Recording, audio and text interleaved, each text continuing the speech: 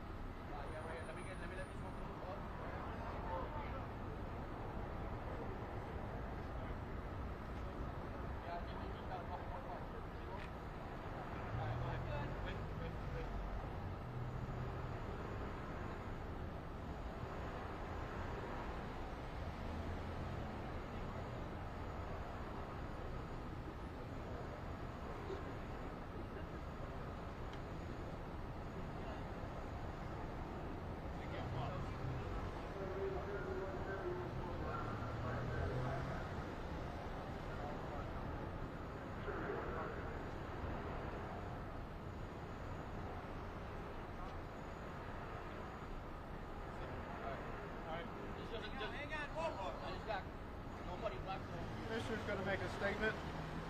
The medical staff's behind him, but they're not taking any questions.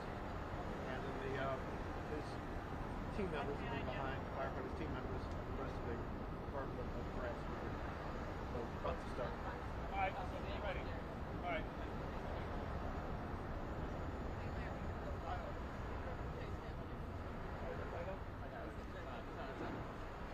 Can we move the mic in a little bit more? You guys. They can stand behind, but I won't. Or we can take it back out. Which would you prefer? We can take it back out? Take it back. Take it back out? Okay. Yeah, that's better. Cable good? Cable good? So far, so good. So right, How about this? That's far enough. go over. Yeah, I don't want to mess up. The doctor right good? Yeah. So we ready? Where's Mark Furman? Come up here. Oh, Mark, let's get up here. Where's Barry? She went back. So y'all. Everybody good? All right. Good morning. Unfortunately, I stand here again today with bad news to report on the Chicago Fire Department. We lost a beloved member again this morning, doing what we do every day, going to emergencies, fighting fires, the things that put our lives in jeopardy every day. This happened around 6 a.m. It was at 2430 to 2432 North Lincoln. This was a 4-story, ordinary constructed building with mixed occupancy, and it was actually occupied. Crews were on the scene working the fire. When our member was on the roof, they were opening up holes on the roof when our member actually fell through a light shaft. It was identified immediately that there was a light shaft on the roof, and immediately a mayday was called for our member. Companies went to work right away to locate our member. They located him right away, and they had to force a hole through a wall to bring him out. And they brought him out, CPR here to Illinois Masonic. Unfortunately, he didn't survive his injuries. Illinois Masonic, they did everything possibly that they could to help our member's outcome. It just didn't. He sustained significant injuries, and we are so very grateful to the Illinois Masonic team, to the doctors, and to all the team members who came and supported his family. Right now, his wife is here, and her parents. His mother is on her way here. A lot of his co-workers stand behind me, Engine 55 and Truck 44. We called him, his real name is firefighter EMT Andrew Price. Everybody called him Drew. We knew him as Drew. We all knew Drew. Drew worked out. He was a health nut, loved by so many, and will be missed by all. We ask that you keep the Chicago Fire Department in your prayers, and his family especially, as they realize what so many other families have this year, that this job is a very, very, very dangerous job. And we go to work and we never know if we'll come home. So we just ask for everybody to continue to pray for us, pray for his family, and especially his co-workers behind me that still have to go back to work and do this job without their team members. So thank you. Oh, well, a really, really good friend of mine. I know Drew from working out. He was a workout nut. So an instructor at the academy, Daryl Johnson, who's a lieutenant, he texted right away to ask me, is that Drew? And I go, Andrew? He said, we call him Drew. I'm like, oh, Drew, that Drew. And just that kind of guy, a leader, a great firefighter. He got co-workers here. His chief is here. His captain, his lieutenant, all of them are here. They work with him side by side. So feel free to interview them after this if you want to talk about the man Drew on a personal level and not on a commissioner level for me to say who he is. But I know him by working out too. On the commissioner level, you alluded to it, this has been such an incredibly hard year.